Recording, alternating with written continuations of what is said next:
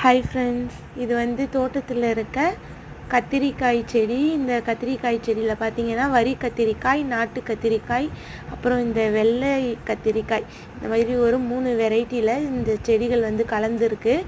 இந்த கத்திரி செடியிலலாம் பார்த்தீங்கன்னா இப்போ வந்து இந்த சீசனில் நிறைய பூச்சி தாக்குதல்கள் வரும்.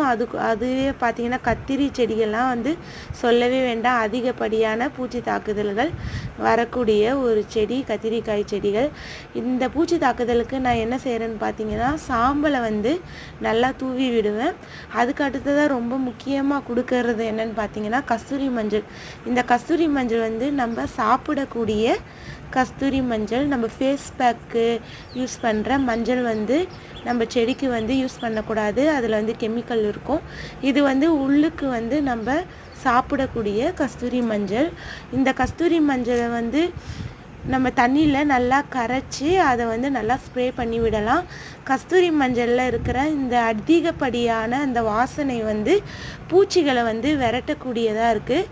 எந்த ஒரு பூச்சி தாக்குதலும் இல்லாமல் செடிகள் வந்து பார்த்திங்கன்னா நல்லா ஆரோக்கியமாக வளருது. நல்ல செடிக்கு வந்து ஒரு நல்ல ஒரு ஹெல்தியான ஒரு நல்ல ஒரு பூச்சிக்கொல்லி அப்படின்னு சொல்லலாம். நம்ம இது செடியும் பார்த்திங்கன்னா எந்த ஒரு நோய் தாக்குதலும் இல்லாமல் நல்லா ஹெல்தியாக நல்லா வளருது. இதை தான் நான் வந்து யூஸ் பண்ணிட்டு வரேன். தேங்க்யூ.